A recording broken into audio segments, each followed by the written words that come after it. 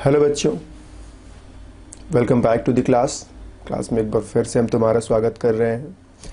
यहाँ से हम लोग एक नए अगले चैप्टर पर मूव कर रहे हैं, बायोमोलिक्यूल्स।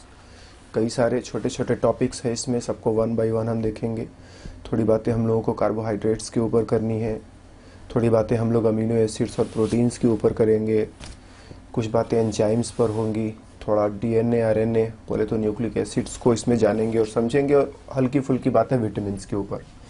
तो कई सारे टॉपिक्स है इस चैप्टर के अंदर। और ओपनिंग टॉपिक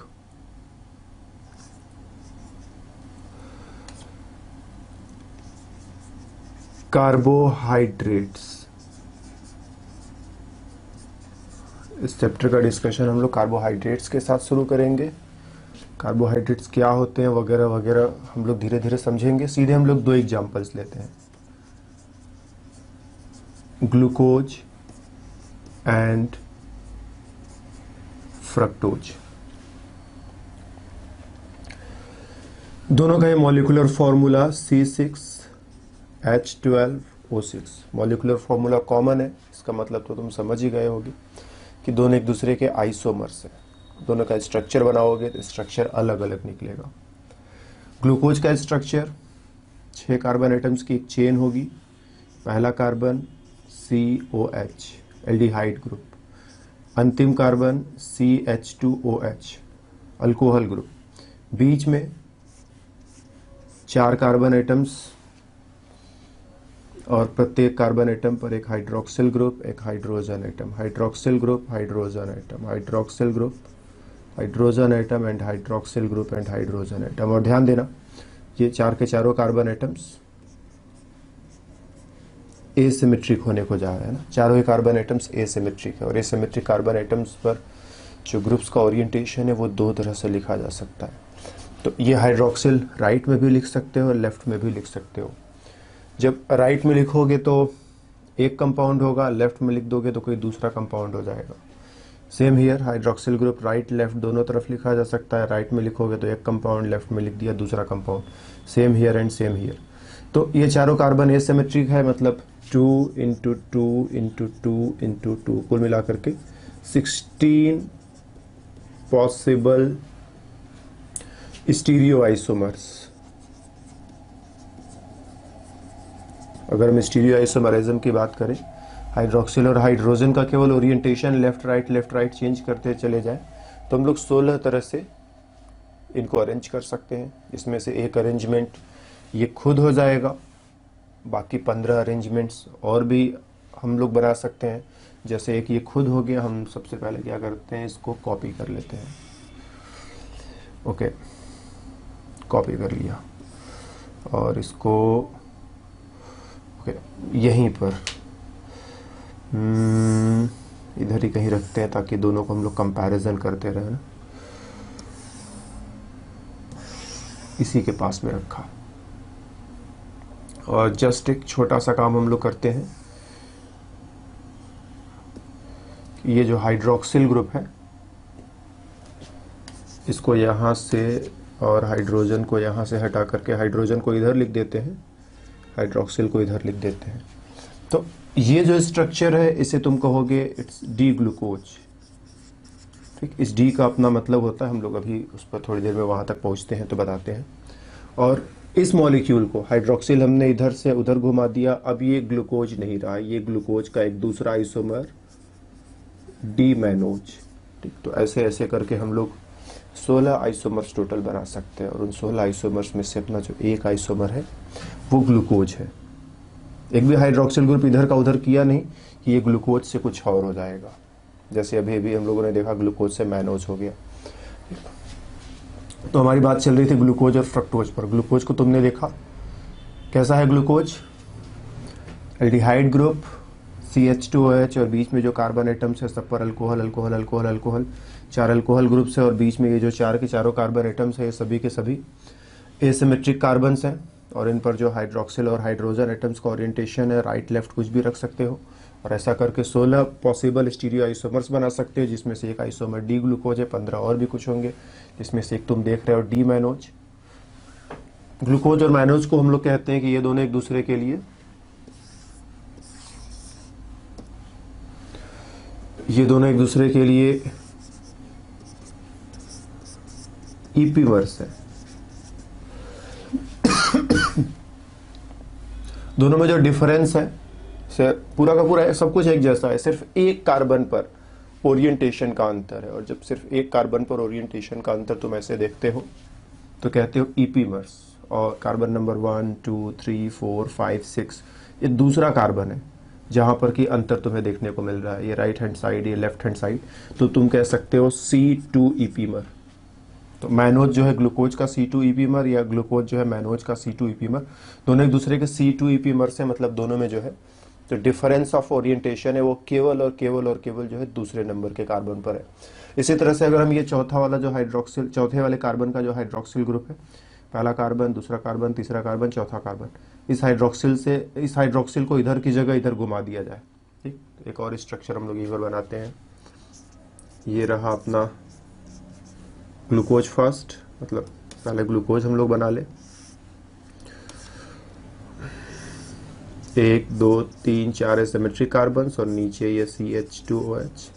और ग्लूकोज अगर लिखना है तो देखो नीचे की तरफ से अगर तुम लिखना शुरू करोगे तो hydroxyl group on the right, on the right, on the left, on the right, बाकी हाइड्रोजन हाइड्रोजन हाइड्रोजन हाइड्रोजन लिख दो, ये ग्लूकोज। और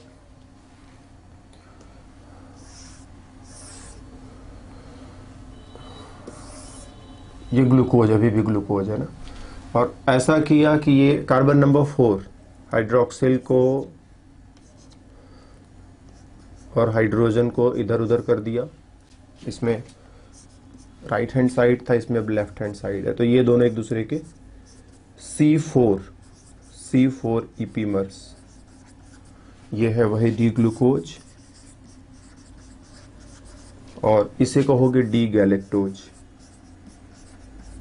एग्जैक्टली थोड़ा आगे बढ़ेंगे तो हम लोगों को जो है गैलेक्टोज की भी ज़रूरत पड़ने वाली है, तो हमने सोचा चलो लगे हाथ गैलेक्टोज को भी यहीं पर निपटा दिया जाए। तो ग्लूकोज अगर तुम्हें याद रहता है कि ग्लूकोज कैसे कैसे लिखना है, ओरिएंटेशन ठीक, बाकी स्ट्रक्चर तो बेहद सिंपल है।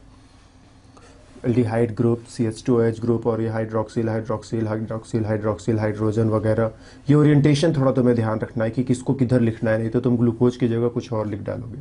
और फिर एक बार ग्लूकोज लिख दिया और कार्बन नंबर 2 पर ओरिएंटेशन बदल दिया, जो हाइड्रोक्सिल राइट में था वो लेफ्ट में कर दिया, तो तुम्हारा मैनोज बन जाएगा। ग्लूकोज लिख दिया और कार्बन नंबर 4 पर 1 2 3 4 कार्बन नंबर 4 पर हाइड्रोक्सिल ग्रुप का ओरिएंटेशन बदल दिया, तो अभी तक जो ग्लूकोज हुआ करता था वो गैलेक्टोज मॉलिक्यूल, उसकी जगह गैलेक्टोज मॉलिक्यूल तुम्हें देखने को मिलेगा। तो ओरिएंटेशन बदल बदल करके हम लोग टोटल 16 आइसोमर्स बना सकते हैं, जिसमें से 3 आइसोमर्स हमने देख लिया। हम लोगों ने ग्लूकोज को देख लिया, हम लोगों ने मैनोज को देख लिया, हम लोगों ने गैलेक्टोज को देख लिया। ऐसे बाकी के 13 और आइसोमर्स हो सकते हैं, उनको बनाना भी नहीं है और अब उसके अंदर जाना भी नहीं है। राइट, यहाँ पर इस डी का क्या मतलब है? डी का भी अपना मतलब है, ऐसा नहीं कि हम लोग कुछ भी ऐसे लिख देंगे। तो ये सिमेट्रिक कार्बन्स बनाने की तैयारी कर ली, सारे ग्रुप्स हम लोगों ने ग्लूकोज वाले सेट कर लिए। ठीक, राइट राइट लेफ्ट राइट, और हमने कहा इसे ये डी ग्लूकोज है। तो एग्जैक्टली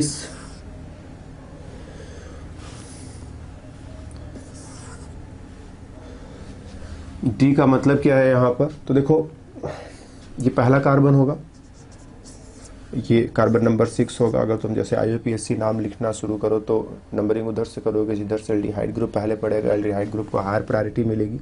तो पहला कार्बन, दूसरा कार्बन, तीसरा कार्बन, चौथा कार्बन, पांचवा कार्बन, छठवां कार्बन। एसिमेट्रिक कार्बन्स को देखें तो ये तुम्हारा जो लास्ट वाला एसिमेट्रिक कार्बन है, इस पर इस हाइड्रोक्सिल ग्रुप को ध्यान से देखना। ये राइट हैंड साइड लिखा मिल जाए, ये राइट हैंड साइड पर लिखा हुआ तुम्हें मिल जाए तो हम लोग कहते हैं ये डी सीरीज का शुगर मॉलिक्यूल है। और अगर ऐसा रहे कि ये लेफ्ट हैंड साइड पर तुम्हें लिखा हुआ मिल जाए तो तुम कहोगे ये एल सीरीज का शुगर है। तो फिशर प्रोजेक्शन इस वे में बना रहे कि ये जो एल्डिहाइड वाला ग्रुप है ऊपर की तरफ है, CH2OH नीचे की तरफ लिखा हुआ है, और फिर ये सारे हाइड्रोक्सिल हाइड्रोजन लेफ्ट राइट लिखे हुए हैं, और सबसे अंतिम एसिमेट्री कार्बन, राइट। बस इसी कार्बन पर तुम्हें फोकस रखना है, बाकी ये सब लेफ्ट में है कि राइट में है, इन सबसे कोई मतलब नहीं है। बस ये अंतिम एसिमेट्री कार्बन, ये जो हाइड्रोक्सिल ग्रुप देख रहे हो, सिर्फ और सिर्फ उसी पर फोकस करना है कि राइट में है कि लेफ्ट में है। और अगर ये राइट हैंड पर मिल जाए तो बोलोगे डी शुगर है, और लेफ्ट हैंड में पर मिल जाए तो बोलोगे एल शुगर है। एग्जैक्टली ये डी एल को ध्यान में जब भी आए, ये दोनों डी और एल जब भी ध्यान में आए, तुम्हारे मन में एक और चीज चलना चाहिए कि स्मॉल डी और स्मॉल एल भी होता है। स्मॉल डी जो मतलब होता है डेक्स्ट्रो रोटेटरी, कि जो कंपाउंड है वो प्लेन पोलराइज्ड लाइट के एक्सिस को क्लॉकवाइज डायरेक्शन में रोटेट करेगा। इसी तरह से स्मॉल एल का मतलब है वो लिवो रोटेटरी, कि जो कंपाउंड है वो प्लेन पोलराइज्ड लाइट के एक्सिस को एंटी क्लॉक डायरेक्शन में रोटेट करेगा। तो इस स्मॉल डी एल और कैपिटल डी एल में अंतर है। कैपिटल डी एल स्ट्रक्चर को बताता है, वो भी पूरा स्ट्रक्चर नहीं, इस पूरे स्ट्रक्चर का एक पर्टिकुलर हिस्सा, सिर्फ ये लोअर पार्ट इस वाले कार्बन के बारे में बता रहा है कि इस कार्बन पर चीज़ों का ओरिएंटेशन कैसा है, इस कार्बन पर ग्रुप्स का ओरिएंटेशन कैसा है। बाकी के कार्बन्स के बारे में कुछ इससे नहीं पता चलता है। तो कैपिटल डी और कैपिटल एल स्ट्रक्चर से रिलेटेड है, और स्मॉल डी और स्मॉल एल वो मॉलिक्यूल के बिहेवियर से रिलेटेड है, पूरे मॉलिक्यूल का बिहेवियर। इस ग्लूकोज का सोल्यूशन बना करके ग्लूकोज से प्लेन पोलराइज लाइट पास करेंगे तो वो लाइट के एक्सिस को क्लॉकवाइज रोटेट करेगा कि एंटी क्लॉकवाइज रोटेट करेगा, उसके हिसाब से स्मॉल डी और स्मॉल एल सेट किया जाता है। तो इस डी एल को इस डी एल से रिलेट करने की कोशिश मत करना, ये अलग चीज़ है, ये अलग चीज़ है। ओके, हम कुछ और कहना चाहते थे, भूल रहे हैं थोड़ा थोड़ा। यस, ये डी और एल जो है कहाँ से आया, तो हमारे पास कार्बोहाइड्रेट केमिस्ट्री में एक और मॉलिक्यूल है, ये है ग्लिसरल्डिहाइड, उसको बोलते हैं डी ग्लिसरल्डिहाइड। डी ग्लिसरल्डिहाइड ये सबसे छोटा कार्बोहाइड्रेट मॉलिक्यूल भी कहा जा सकता है, सबसे छोटा कार्बोहाइड्रेट मॉलिक्यूल।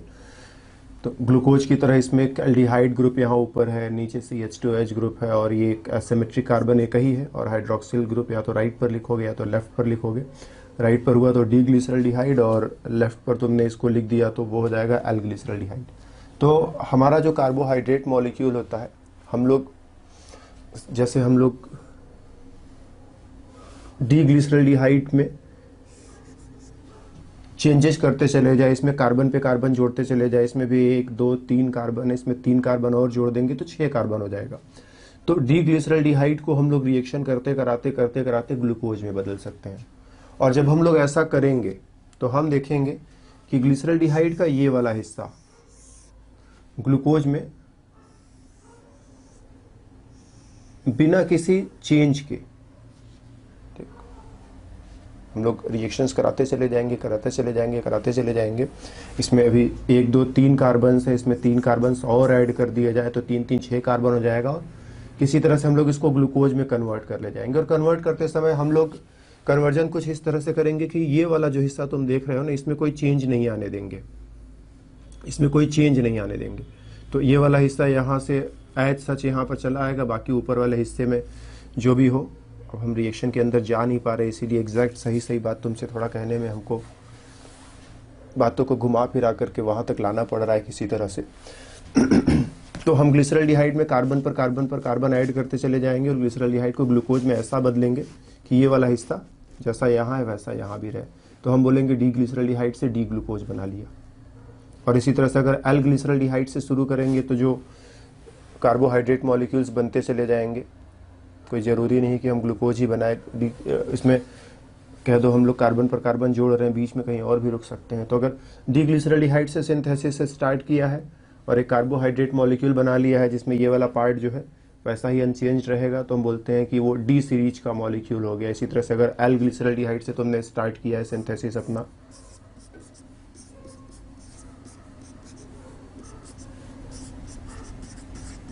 एल ग्लिसरल्डिहाइड ले लिया और फिर इसमें कार्बन पर कार्बन तुम ऐड करते चले जा रहे हो और कोई कार्बोहाइड्रेट मॉलिक्यूल बना ले जा रहे हो, तो चूंकि ये एल ग्लिसरल्डिहाइड है और बनाते समय तुमने ध्यान ये दिया कि इस वाले हिस्से में कोई चेंज ना आने पाए, ओरिएंटेशन वगैरह में कोई चेंज ना आए, और तुमने कुछ नया मतलब ग्लिसरल्डिहाइड से नया, ग्लिसरल्डिहाइड के बदले में कुछ दूसरा, कुछ नया कार्बोहाइड्रेट मॉलिक्यूल बना लिया है, तो तुम बोलोगे कि एल ग्लिसरल्डिहाइड से बनाया है, इसलिए जहाँ ये जो शुगर तैयार होगा वो एल सीरीज का शुगर होगा। तो ये जो डी और एल होता है वो ग्लिसरल्डिहाइड से एक तरह से उधार लिया गया है, तुम ये कह सकते हो, ठीक। तो इस डी और एल का रिलेशन कहीं ना कहीं जा करके ग्लिसरल्डिहाइड से मैच करता है। फिलहाल उतना परेशान होने की जरूरत नहीं है, जस्ट तुम अपने कार्बोहाइड्रेट मॉलिक्यूल को देखो, अंतिम एसिमेट्रिक कार्बन देखो, hydroxyl group right hand side पर दिख जाए तो डी और लेफ्ट हैंड साइड पर दिख जाए तो एल, ठीक। तो इस वे में ये हो गया हमारा ग्लूकोज,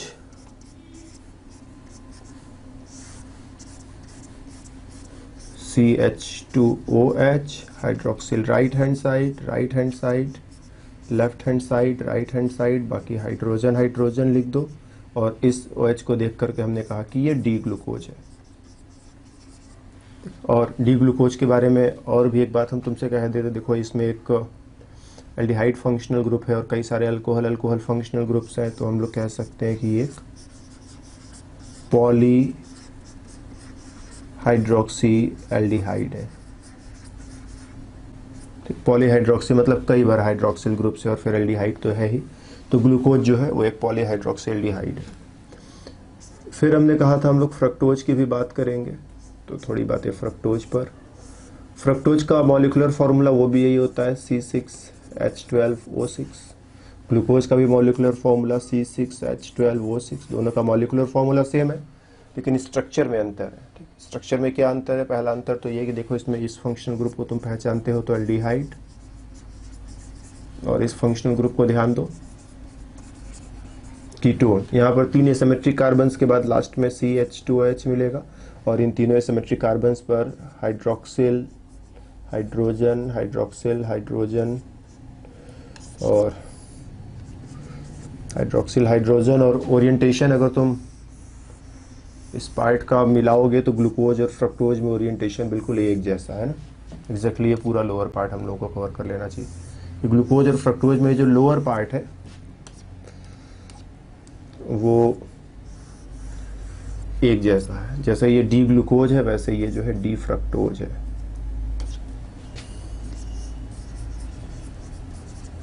डी का मतलब क्या हुआ कि hydroxyl group right hand side पर, लास्ट एसिमेट्रिक कार्बन का हाइड्रोक्सिल ग्रुप जो है वो राइट हैंड साइड पर है। और ग्लिसरल्डिहाइड से रिलेशनशिप खोजेंगे तो हम लोग बोलेंगे कि जरूर ये डी ग्लिसरल्डिहाइड से सिंथेसाइज किया गया है, जरूर इसको जो है डी ग्लिसरल्डिहाइड से सिंथेसाइज किया गया है। मे बी सच में ना सिंथेसाइज करें, इमेजिनरी वे में ही सिंथेसाइज करके केवल कॉपी पर बना डाला है, तो भी बोलेंगे डी ग्लिसरल्डिहाइड से रिलेट करेंगे।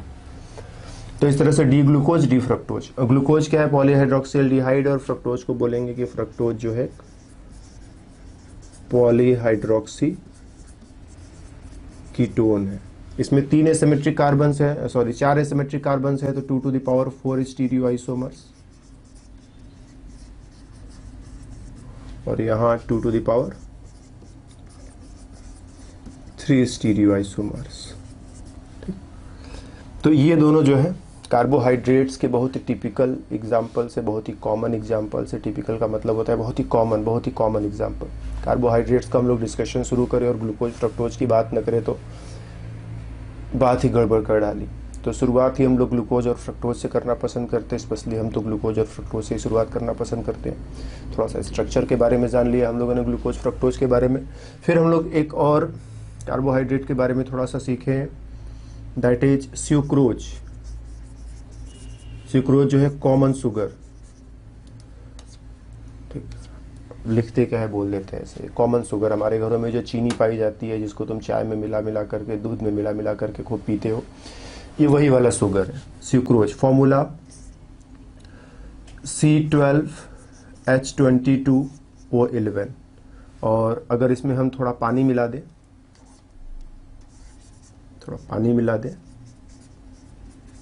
और थोड़ा सा मीडियम को एसिडिक कर दें तो स्यूक्रोज टूट जाएगा। इसके टूटने से तुमको मिलेगा glucose plus fructose. Balanced equation लिखना चाहें तो C12 H22O11 plus H2O, medium थोड़ा एसिडिक कर दिया, C6H12O6 एंड C6H12O6। जब हम छोटे क्लासेज में इस वाले इक्वेशन को देखते थे तो मेरे को समझ में नहीं आता था कि दोनों को, इसको दो बार क्यों लिखा है और फिर एक को ग्लूकोज कह दे रहे हैं और एक को फ्रक्टोज कह दे रहे हैं, ऐसा क्यों। उस समय आइसोमराइज्म वगैरह हमको नहीं पता हुआ करता, तो हम कहते थे चलो कोई बात नहीं, कम से कम इतना तो आसान है ना कि ग्लूकोज फ्रक्टोज दोनों का फॉर्मूला सेम है, दो बार नहीं याद करना पड़ेगा। तो इसको हम बोलते हैं कि सुक्रोज की हाइड्रोलिसिस हो गई। सुक्रोज की हाइड्रोलिसिस हो गई तो ग्लूकोज मिला, फ्रक्टोज मिला। और अब तुम समझ सकते हो कि दोनों जरूर मॉलिक्यूलर फॉर्मूला सेम लिखा हुआ है लेकिन दोनों के स्ट्रक्चर में बहुत अंतर है। सुक्रोज का स्ट्रक्चर भी अभी आगे चल करके हम लोग देखेंगे। ग्लूकोज और फ्रक्टोज को हम लोग बोलते हैं ये दोनों मोनोसैकेराइड्स हैं, मोनोसैकेराइड्स। सुक्रोज को कहते हैं ये एक डाइसैकेराइड है। डाइसैकेराइड मतलब जो दो मोनोसैकेराइड मॉलिक्यूल्स को जोड़ने से बनता है उसको बोलते हैं डाइसैकेराइड। मोनोसैकेराइड मतलब कुछ जोड़ा नहीं है। डाइसैकेराइड मतलब दो मोनोसैकेराइड मॉलिक्यूल्स को जोड़ करके बनाया, और जब इसको हाइड्रोलाइज करेंगे, पानी के साथ रिएक्शन कराएंगे, तो ये दो छोटे मॉलिक्यूल्स में टूट जाएगा और इन छोटे मॉलिक्यूल्स को फर्दर और हाइड्रोलिसिस नहीं कराया जा सकता है। तो कोई कार्बोहाइड्रेट है,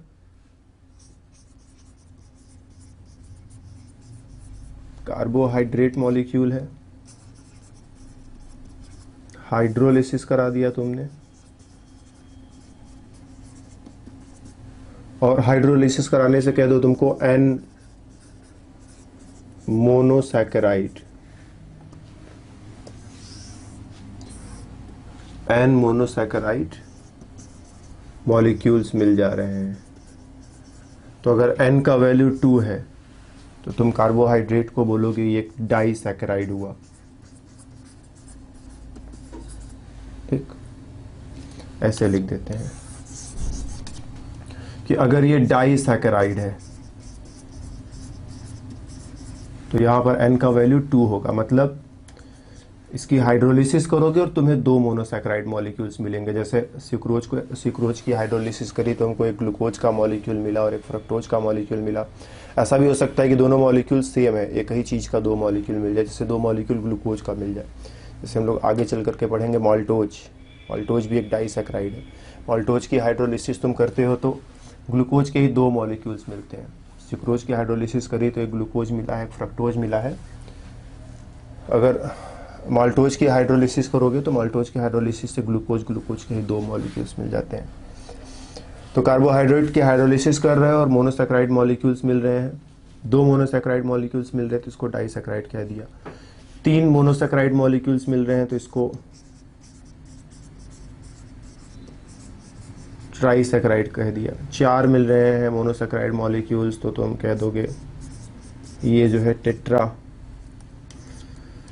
टेट्रासैकेराइड है। इसी तरह से 5, 6, 7, 8 सोचते चले जाओ और इधर पेंटासैकेराइड, हेक्सासैकेराइड इधर सोचते चले जाओ और बहुत ज़्यादा हो जाए, जैसे नंबर सैकड़ों में, हजारों में चला जाए कि कई 100 मॉलिक्यूल या कई हजार मॉलिक्यूल्स इधर मिल रहे हैं इसके एक मॉलिक्यूल्स, तो हम लास्ट में कह देते हैं अब हम लोग काउंट नहीं करेंगे, जस्ट पॉलीसैकेराइड। और इधर न्यूमरस,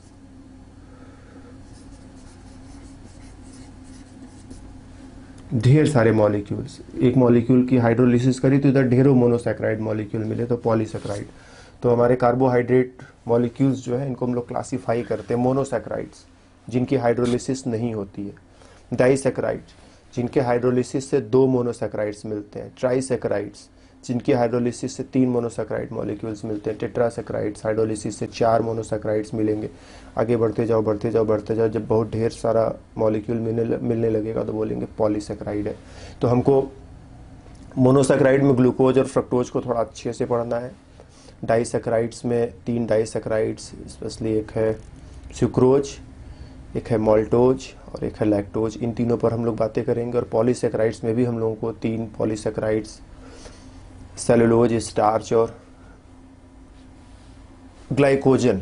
ठीक, तुम लोग एक लिस्ट तो बना ही सकते हैं कि मोनोसैकेराइड्स में कौन कौन है अपने पास। बहुत सारे मोनोसैकेराइड्स हैं, लेकिन हम लोगों को जो स्पेशली पढ़ना है, स्पेशली ध्यान दे करके पढ़ना है, एक तो ग्लूकोज पर थोड़ा ज़्यादा ध्यान देना है, दूसरा स्यूक्रोज पर थोड़ा ज़्यादा ध्यान देना, और छोटे छोटे बहुत सारे मॉलिक्यूल्स आते रहेंगे। जैसे ऊपर हम लोगों ने मैनोज को देखा, गैलेक्टोज को देखा, तो बीच बीच में दूसरे दूसरे मॉलिक्यूल्स आते जाते रहेंगे, बट मेन फोकस हमारा ग्लूकोज स्यूक्रोज पर रहेगा। डाइसैकेराइड्स में अगर हम लोग बात करें तो डाइसैकेराइड्स में हम लोग एक स्यूक्रोज को पढ़ेंगे, एक माल्टोज को पढ़ेंगे, और एक लैक्टोज आएगा। लैक्टोज मिल्क में पाया जाता है, लैक्टोज के बारे में पढ़ेंगे।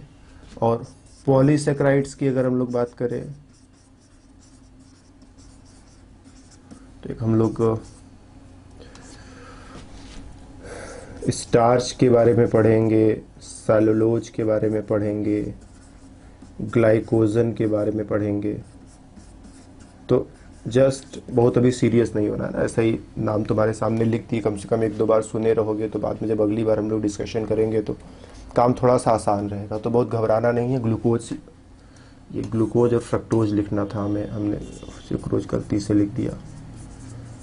तो ग्लूकोज फ्रक्टोज पर अभी इस क्लास में सीरियस रहना है, बाकी सारी चीज़ें जैसे जैसे हम आगे बढ़ेंगे वैसे वैसे जो है तुम समझते चले जाओगे।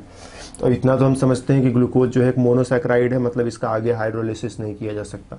फ्रक्टोज एक मोनोसैकेराइड है जिसका आगे हाइड्रोलिसिस नहीं किया जा सकता, और जिसका हाइड्रोलिसिस किया जा सकता है वो डाइसैकेराइड, ट्राइसैकेराइड, टेट्रासैकेराइड वगैरह वगैरह करते करते पॉलीसैकेराइड तक सोचना पड़ेगा हमें। जैसे स्यूक्रोज की हाइड्रोलिसिस करेंगे तो मेरे को एक ग्लूकोज का मॉलिक्यूल मिलेगा, एक फ्रक्टोज का मॉलिक्यूल मिलेगा, तो स्यूक्रोज जो हुआ वो एक डाइसैकेराइड हो गया, राइट। तो इस तरह से कार्बोहाइड्रेट्स का हम लोग थोड़ा क्लासिफिकेशन भी कर सकते हैं। फिर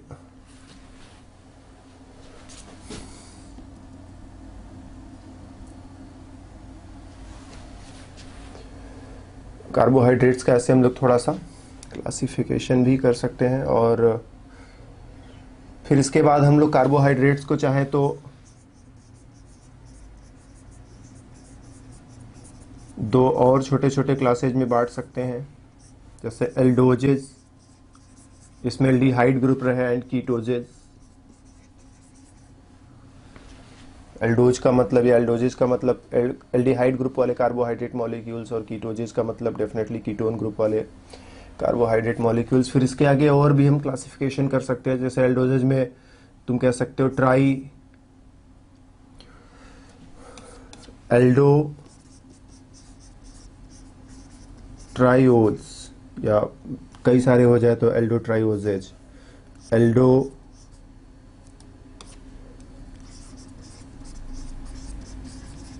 टेट्रोज, या कई सारे हो जाए तो एल्डो टेट्रोजेज, एल्डो पेंटोजेज, एल्डो हेक्सोजेज। तो ये हेक्स का मतलब क्या है, 6 कार्बन से है, पेंट का मतलब क्या है, 5 कार्बन से है। तो अगर कोई कार्बोहाइड्रेट मॉलिक्यूल ऐसा है जिसमें 6 कार्बन है तो एल्डोहेक्सोज 5 कार्बन का मोनोसैकेराइड है। डेफिनेटली हम लोग ये मोनोसैकेराइड्स की बातें कर रहे हैं, कि हम केवल मोनोसैकेराइड्स पर थोड़ी बात करें तो मोनोसैकेराइड कार्बोहाइड्रेट्स को हम लोग 2 पार्ट में डिवाइड कर ले, एल्डिहाइड वाले और कीटोन वाले। फिर एल्डिहाइड के अंदर 3 कार्बन, 4 कार्बन, 5 कार्बन, 6 कार्बन के हिसाब से aldotriose, aldotetrose, pentose, hexose. Same here keto triose, keto tetrose, keto pentose, keto hexose. मतलब ये सब ऐसा है कि बहुत एक बार सुन लिया तुमने तो फिर वो हमेशा लगभग जो है तुम्हें याद रहेगा, तुमको बहुत ज़्यादा परेशान होने की ज़रूरत नहीं पड़ती। तो ग्लूकोज फ्रक्टोज का स्ट्रक्चर इसीलिए तुमको सबसे पहले थोड़ा दिखा दिया कि देखो ऐसा होता है ग्लूकोज, ऐसा होता है फ्रक्टोज, एल्डिहाइड होता है, कीटोन होता है, और बहुत सारे ग्रुप्स होते हैं। फिर स्यूक्रोज के बारे में थोड़ा तुमको समझा दिया कि स्यूक्रोज को तोड़ोगे तो ग्लूकोज और फ्रक्टोज मिलेगा, तो इससे तुमको डाइसैकेराइड का थोड़ा आइडिया मिला। फिर इसी को मन में थोड़ा अपने तुम आगे बढ़ाओ तो ट्राइसैकेराइड, टेट्रासैकेराइड वगैरह वगैरह सोच सकते हो। फिर ग्लूकोज फ्रक्टोज के बेसिस पर तुम ये समझ सकते हो कि 2 क्लास बना सकते हैं, एल्डोजेज एंड कीटोजेज टाइप का।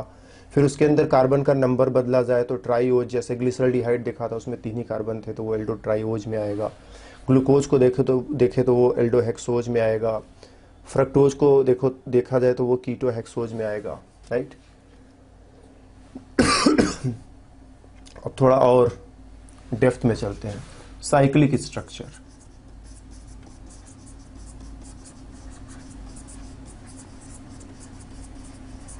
Of glucose and fructose. Glucose और फ्रक्टोज के साइक्लिक स्ट्रक्चर पर हम लोग थोड़ा डिस्कशन करेंगे। पहले ग्लूकोज, तो देखो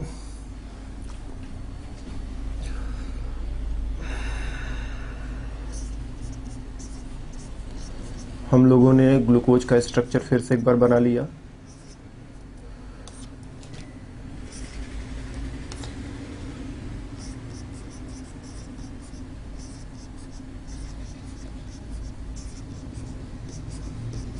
और स्ट्रक्चर बनाने के बाद हम लोग जानते हैं कि एल्डिहाइड और अल्कोहल आपस में रिएक्शन करते हैं। एल्डिहाइड प्लस अल्कोहल, एक मॉलिक्यूल एल्डिहाइड का एक मॉलिक्यूल अल्कोहल का, दोनों आपस में रिएक्शन करते हैं और रिएक्शन करके हेमी एसिटल बनाते हैं, ठीक। ये रिएक्शन मतलब कोई बहुत सीरियस रिएक्शन नहीं है, ऐसे ही हल्का फुल्का रिएक्शन है जो एल्डिहाइड कीटोन चैप्टर में आता है, तुम पढ़ते हो फिर भूल जाते हो। लेकिन एक बार इस चैप्टर में पढ़ने के बाद तुम इसको कभी नहीं भूलोगे, क्योंकि इस चैप्टर में इसी एक रिएक्शन पर फोकस ही करना है तुम्हें बहुत अच्छे से।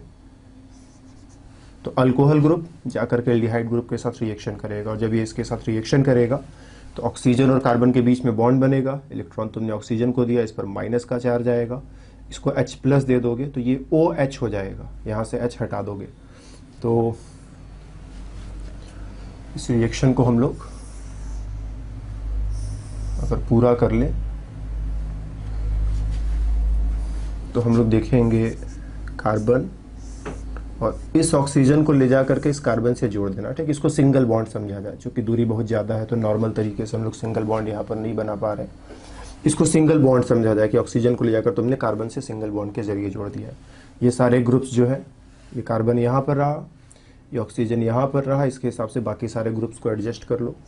यहाँ CH2OH हो जाएगा, यहाँ हाइड्रोजन हो जाएगा, बीच में टोटल 4 एसिमेट्रिक कार्बन्स होने थे, तो एक तो ये वाला एसिमेट्रिक कार्बन है जिसका ऑक्सीजन तुमने यहाँ पर लिख ही डाला है, हाइड्रोजन तुम्हें हटाना पड़ेगा।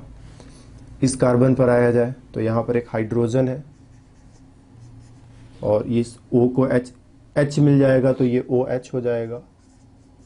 बाकी सारी चीज़ों को तुम बीच में अपना फिलअप कर डालो। तो अब पूरा स्ट्रक्चर तुम्हारे सामने आ जाएगा। और ध्यान देना, ये जो है न्यू एसिमेट्रिक कार्बन,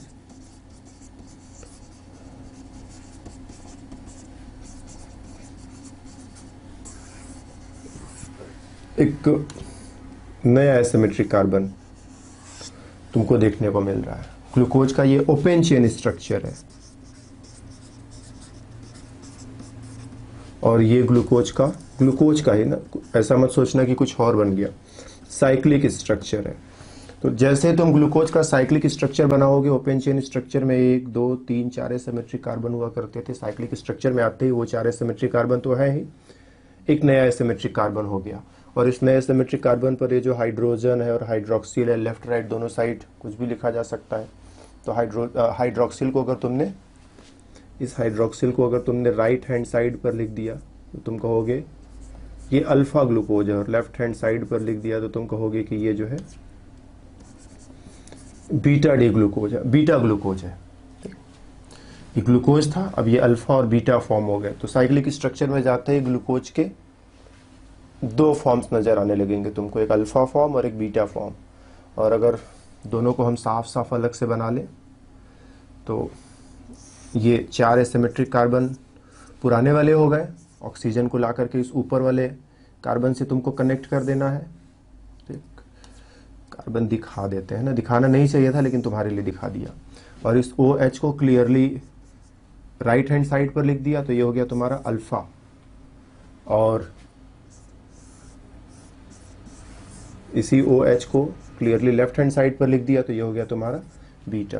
तो ये हो गया अल्फा डी ग्लूकोज और बीटा डी ग्लूकोज यहाँ जो एल्डिहाइड ग्रुप हुआ करता था वही एल्डिहाइड ग्रुप अब कन्वर्ट हो चुका है इस ग्रुप में। बाकी जो लोअर पोर्शन में नीचे CH2OH हुआ करता था वो तुम लिखोगे ही। यहाँ पर OH हुआ करता था, लेकिन अभी ऑक्सीजन इसका बचा, H तो चला गया वो इधर बॉन्ड बनाने के चक्कर में। बाकी फिर एक OH ग्रुप हुआ करता था जो राइट हैंड साइड पर हुआ करता था, फिर एक लेफ्ट हैंड साइड, फिर एक राइट हैंड साइड। बाकी हाइड्रोजन हाइड्रोजन फिलअप कर दो तो तुम्हारा अल्फा डी ग्लूकोज बन गया, और इसी तरह से बीटा डी ग्लूकोज भी बना डालो। सिर्फ इसी जगह अंतर देखने को मिलेगा, बाकी कहीं कोई और अंतर देखने को नहीं मिलेगा, बाकी सारी चीजें कॉमन रहेंगी।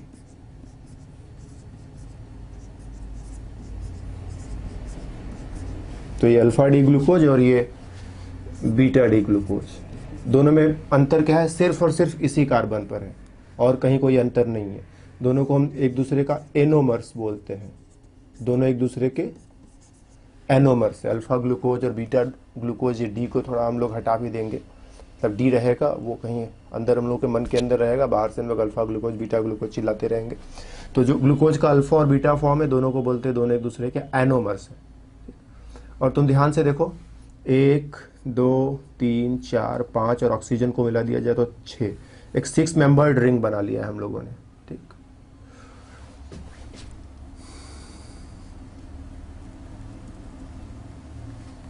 हम लोगों ने एग्जैक्टली एक 6 मेंबर्ड रिंग बना लिया है, और इस 6 मेंबर्ड रिंग को हम लोग थोड़ा और स्टाइलिश वे में बनाए तो हम लोग इसको ऐसे बना ले जाएंगे। ये इतना जो है रफ वे में हम लोगों ने रिंग बनाया है, ठीक है। शुरू शुरू में स्ट्रक्चर को हम लोग रिलेट कर रहे थे कि ये जो OH है जाकर के एल्डिहाइड से रिएक्शन कर रहा है, तो रिलेट करते समय ऐसा रफ रिंग चलेगा, लेकिन अब इस रफ रिंग के साथ हमारा काम नहीं चलेगा। हम लोग इस रिंग को थोड़ा स्टैंडर्ड वे में बनाएंगे। तो स्टैंडर्ड वे में बनाते समय ऑक्सीजन के साथ ऐसा एक 6 मेंबर रिंग बना डालेंगे, और फिर ये जो ग्रुप्स हैं हाइड्रोजन हाइड्रोक्सिल, इन सब ग्रुप्स को इसमें सजा लेंगे। कैसे सजाएंगे जरा देखते हैं।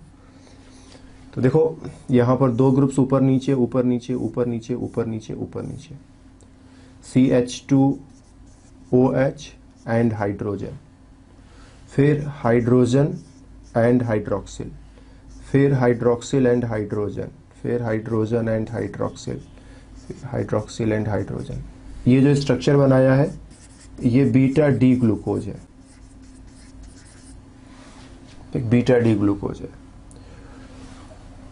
तो क्या सोच करके बनाएंगे? हमने तो जैसे तैसे बना दिया, कुछ तुमको बताया भी नहीं कि कैसे कैसे बनाया है। तो 2 रास्ते हैं। एक, हम लोग ऊपर जो स्ट्रक्चर जो हम लोगों ने देखा है इससे रिलेट करें कि इस वाले स्ट्रक्चर को देख देख करके हम लोग ये वाला स्ट्रक्चर बना रहे थे। हम रिलेट कर सकते हैं, लेकिन हम यहाँ पर रिलेट करने नहीं जा रहे। हम सिर्फ इतना तुमसे कहेंगे कि सिर्फ इतना काम करना कि इस कार्बन पर 2 ग्रुप्स हैं, एक बड़ा है एक छोटा है। बड़ा वाला ग्रुप ऊपर, छोटा वाला ग्रुप नीचे। बड़ा वाला ग्रुप ऊपर रख करके हमने शुरुआत किया है, बड़ा ग्रुप ऊपर छोटा ग्रुप नीचे। फिर अगले कार्बन पर भी 2 ग्रुप्स है, एक बड़ा ग्रुप है एक छोटा ग्रुप है। तो इसमें बड़ा वाला ग्रुप ऊपर रखा था, तो यहाँ पर बड़ा वाला ग्रुप नीचे रख देना। फिर अगले कार्बन पर बिल्कुल ऐसे ही, इसमें बड़ा वाला ग्रुप नीचे रखा है, यहाँ बड़ा वाला ग्रुप ऊपर छोटा वाला ग्रुप नीचे। फिर अगले कार्बन पर बड़ा वाला ग्रुप नीचे छोटा वाला ग्रुप ऊपर। तो एक बार बड़ा वाला ग्रुप ऊपर, फिर अगली बार बड़ा वाला ग्रुप नीचे, फिर उससे अगली बार बड़ा वाला ग्रुप ऊपर, फिर उससे अगली बार बड़ा वाला ग्रुप नीचे, और फिर उससे अगली बार फिर से बड़ा वाला ग्रुप ऊपर छोटा वाला ग्रुप नीचे। मतलब हर बार अपोजिट अपोजिट अपोजिट, बड़ा वाला ग्रुप ऊपर की तरफ, फिर नीचे की तरफ, फिर ऊपर की तरफ, फिर नीचे की तरफ, फिर ऊपर की तरफ। सिर्फ बड़े छोटे ग्रुप का ध्यान रखो और बाकी सब भूल जाओ। तो स्ट्रक्चर जो तुम बनाओगे वो बीटा डी ग्लूकोज हो जाएगा। CH2OH को ऊपर लिखा, बड़ा वाला ग्रुप ऊपर, फिर हाइड्रोक्सिल नीचे लिखा। इन दोनों में जो ग्रुप बड़ा है उसको नीचे की तरफ लिख दिया। फिर इन दोनों में आ जाओ, जो ग्रुप बड़ा है उसको ऊपर लिख दिया। फिर इन दोनों में आ जाओ, जो ग्रुप बड़ा है उसको नीचे लिख दिया। फिर इसी तरह से इन दोनों में आ जाओ, जो ग्रुप बड़ा है उसको ऊपर लिखा। तो एक बार ऊपर, फिर एक बार नीचे, फिर ऊपर, फिर नीचे, फिर ऊपर। और ऐसा करने से जो स्ट्रक्चर बना वो बीटा डी ग्लूकोज है, राइट। एक बार फिर से बनाते हैं, हम लोग फ्रेश बनाते हैं।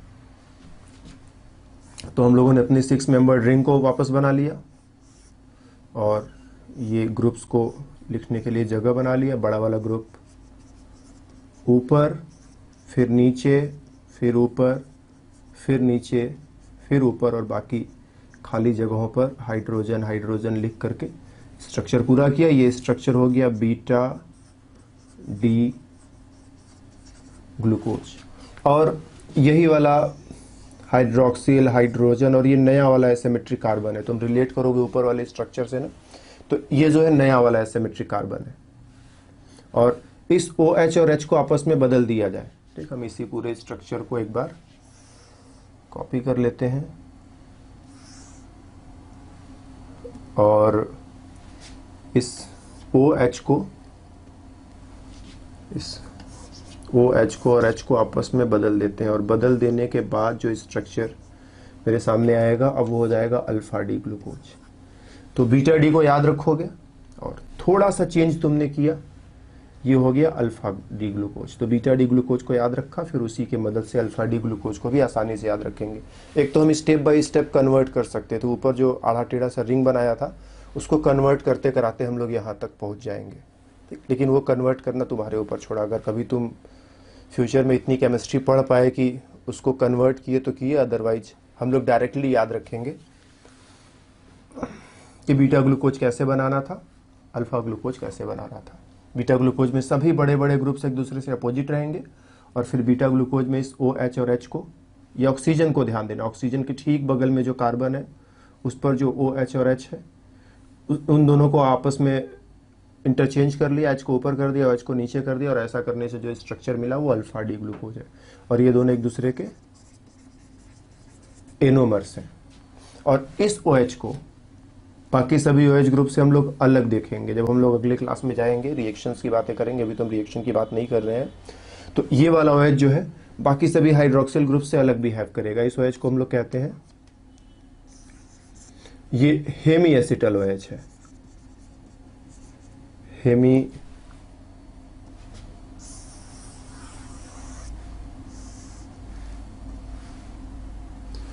Acetal OH।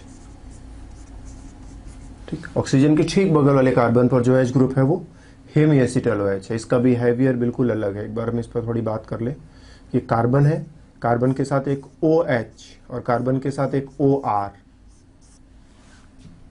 तो इस OH को हम लोग कहते हैं ये हेमी एसिटल OH है।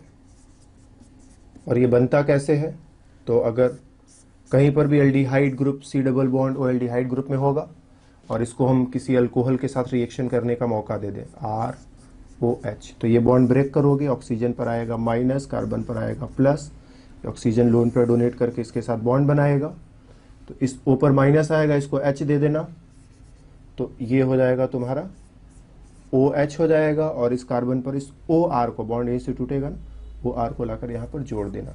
तो OH और OR साथ में होते हैं, तो इसी को तुम कहते हो हेमी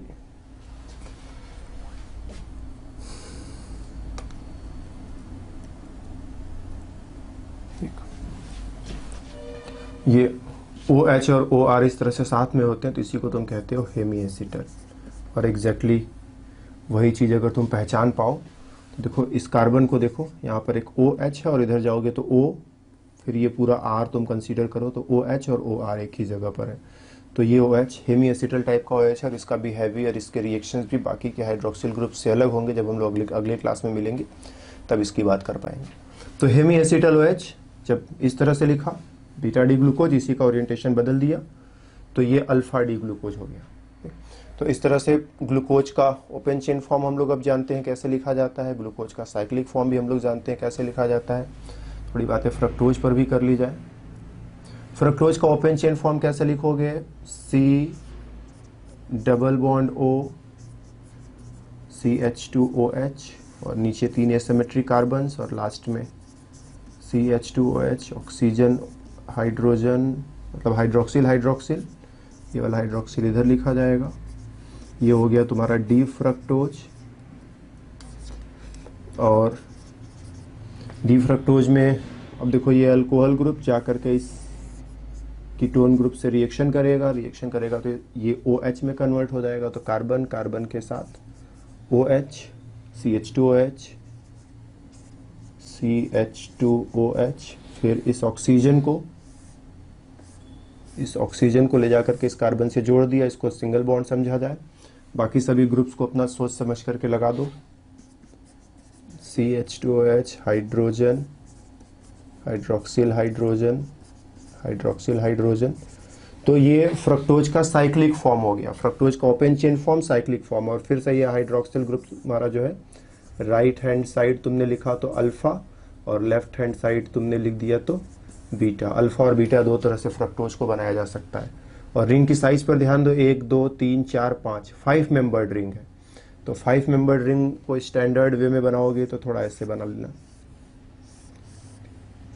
कुछ डायमंड शेप में। और सभी ग्रुप्स को लिखते चले जाए, तो बड़ा वाला ग्रुप ऊपर, फिर बड़ा वाला ग्रुप नीचे, फिर बड़ा वाला ग्रुप ऊपर, और यहां पर इस कार्बन पर एक तरफ OH एक तरफ CH2H, दोनों में से कौन बड़ा है? तो CH2H बड़ा है नीचे। तो बड़ा वाला ग्रुप ऊपर, फिर नीचे, फिर ऊपर, फिर नीचे, और छोटे वाले ग्रुप्स को अकॉर्डिंगली बचे हुए जगह पर सेट कर देना। और ये जो स्ट्रक्चर तैयार हुआ ये हो गया तुम्हारा बीटा डी फ्रक्टोज। और बीटा डी फ्रक्टोज एक बार हम लोग अगर जान जाते हैं कैसा होता है, तो इसके बाद बस इसमें ये OH, ठीक, ऑक्सीजन के ठीक बगल वाले कार्बन पर जो OH है, फिर से तुम कह सकते हो ये हेमी एसिटल है। एल्डिहाइड से एसिटल, और कीटोन से कीटल वर्ड भी बोलते हैं, तो कभी कभी इसे हेमी कीटल भी लोग कह देते हैं। तो हेमी एसिटल, हेमी कीटल, एल्डिहाइड से एसिटल, कीटोन से कीटल। तो एल्डिहाइड और अल्कोहल मिलते हैं तो हेमी एसिटल बनाते हैं, कीटोन और अल्कोहल मिलते हैं तो तुम कह सकते हो हेमी कीटल बनाते हैं, या फिर तुम दोनों में एक ही वर्ड हेमी एसिटल भी रिपीट कर सकते हो, तुम्हारी मर्जी। तो हेमी एसिटल, या चलो तुम्हारे लिए हेमी कीटल भी लिख देते हैं। इन दोनों को आपस में बदल देना, और बदलने के बाद जो स्ट्रक्चर तैयार हो जाएगा, अब वो CH2H ऊपर चला गया और H नीचे आ गया, ये हो गया अल्फा डी फ्रक्टोज। तो बीटा डी फ्रक्टोज को समझने के बाद अल्फा डी फ्रक्टोज हम लोगों ने बना लिया। बाकी के ग्रुप्स अपना इसी में से देख करके जैसे जैसे यहाँ पर है वैसे वैसे तुम यहाँ पर लिख लेना। तो हम लोग फ्रक्टोज का भी साइक्लिक फॉर्म जानते हैं। और अब ये भी समझते हैं कि ग्लूकोज जब तक ओपन चेन फॉर्म में था तब तक हमने केवल डी ग्लूकोज कहा। जैसे ही ग्लूकोज साइक्लिक फॉर्म में गया, अब कह रहे अल्फा डी और बीटा डी ग्लूकोज। फ्रक्टोज जब तक ओपन चेन फॉर्म में था तब तक केवल हम लोगों ने डी फ्रक्टोज कहा। जैसे ही साइक्लाइजेशन करा लिया, फ्रक्टोज के 2 फॉर्म्स निकले, alpha form and beta form. तो ग्लूकोज फ्रक्टोज के दोनों के साइक्लिक फॉर्म को बनाते ही 2 फॉर्म्स निकल गए, alpha form and beta form. Glucose में हम लोगों ने 6 मेंबर्ड रिंग बनाया था, और फ्रक्टोज में हम लोग 5 मेंबर्ड रिंग बना रहे हैं। ठीक, तो हम लोग ऐसा कुछ नहीं कर रहे, जैसा नेचर में ये जैसे पाए जाते हैं। ग्लूकोज जो है मोस्टली 6 मेंबर्ड रिंग के फॉर्म में पाया जाता है। ग्लूकोज 5 मेंबर्ड भी हो सकता था, 5 के नीचे 4 सोचे क्या? तो अगर तुम एंगल स्ट्रेन के बारे में जानते हो तो तुम अच्छी तरह से समझते हो कि 3 और 4 मेंबर्ड रिंग में बहुत ज़्यादा एंगल स्ट्रेन होता है। तो मोस्टली कार्बोहाइड्रेट्स जब साइक्लिक फॉर्म में जाते हैं तो वो 3 4 में नहीं जाते हैं, वो 5 में जाते हैं या तो 6 में जाते हैं। तो ग्लूकोज 6 वालों का एक टिपिकल एग्जाम्पल है, फ्रक्टोज 5 मेंबर्ड रिंग का एक टिपिकल एग्जाम्पल है। ग्लूकोज, अगर यहाँ पर तुम सारी चीज़ों को लिख लेना, ग्लूकोज बना लेना, तो इसे हम लोग लिखते हैं ग्लूको पायरेनोज।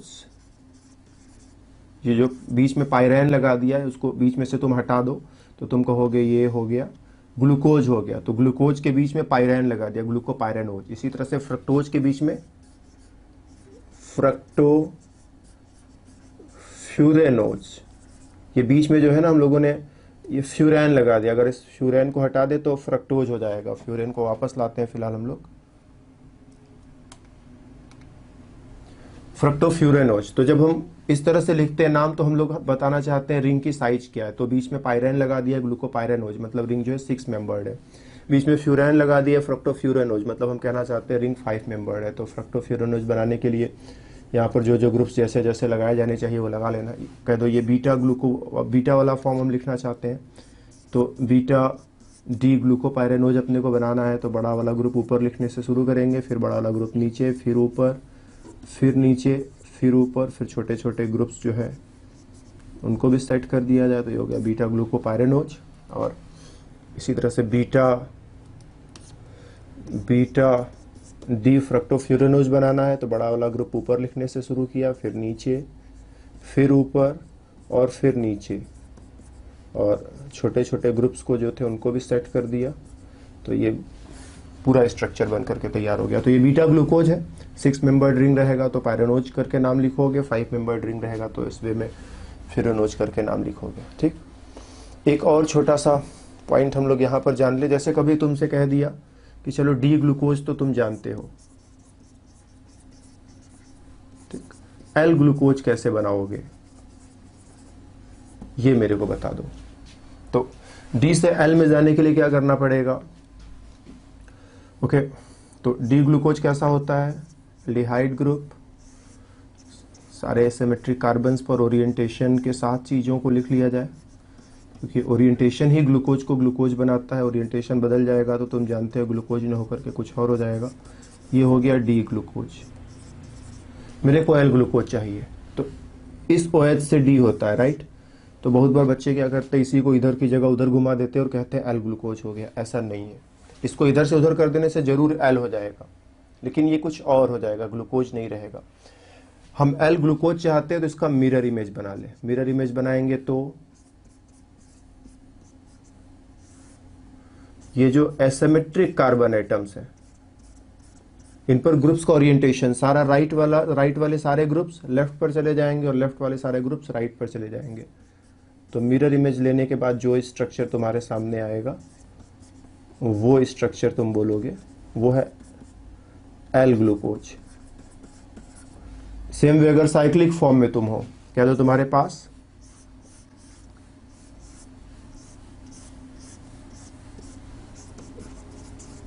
ऊपर लिखा है मतलब डी, और फिर सारा अपोजिट बड़े बड़े ग्रुप को अपोजिट लगा दे,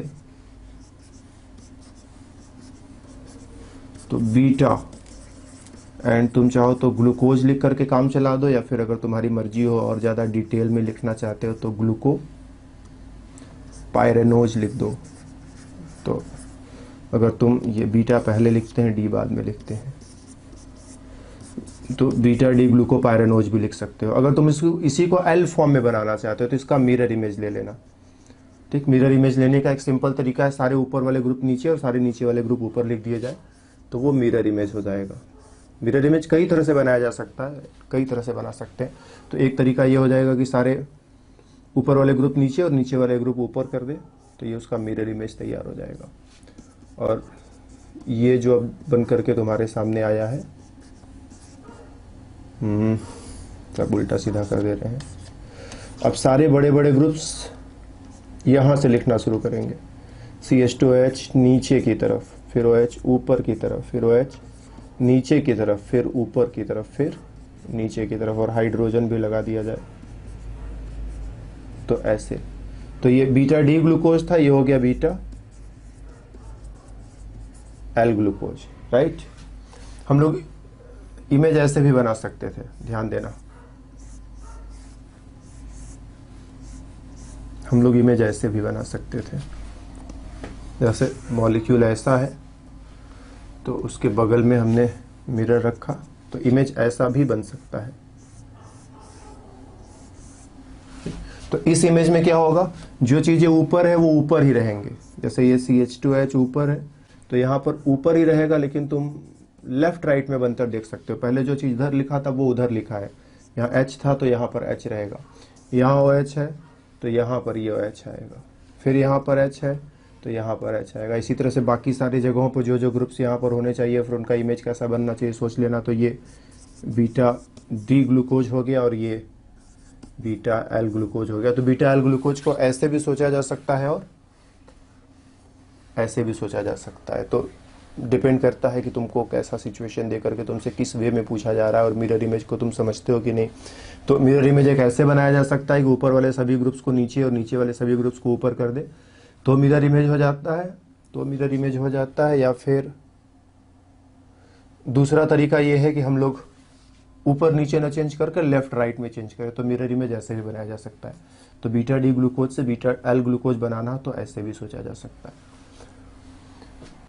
ओके, तो नियरली जो है ये क्लास पूरी होने की तरफ है। तो क्लास में हम लोगों ने क्या क्या समझा, हमने ग्लूकोज का स्ट्रक्चर बनाया, हमने फ्रक्टोज का स्ट्रक्चर बनाया, ओपन चेन फॉर्म में बनाया, साइक्लिक फॉर्म में बनाया। साइक्लिक फॉर्म में जाने से एक एसिमेट्रिक कार्बन बढ़ जाता है, अल्फ़ा बीटा 2 फॉर्म्स निकल करके आते हैं। ग्लूकोज को 6 मेंबर्ड रिंग में बनाया, फ्रक्टोज को 5 मेंबर्ड रिंग में बनाया, एंड दैट्स ऑल। ठीक, आज के क्लास में लग तो रहा है कि इतने पर हमको रुक जाना चाहिए। ओके, आज के क्लास में हम लोग इतने पर रुकेंगे। ठीक, और भी बहुत सारी बातें कार्बोहाइड्रेट्स में, उनको करने के लिए हम फिर से मिलेंगे दूसरे क्लास में। तब तक के लिए बाय बाय।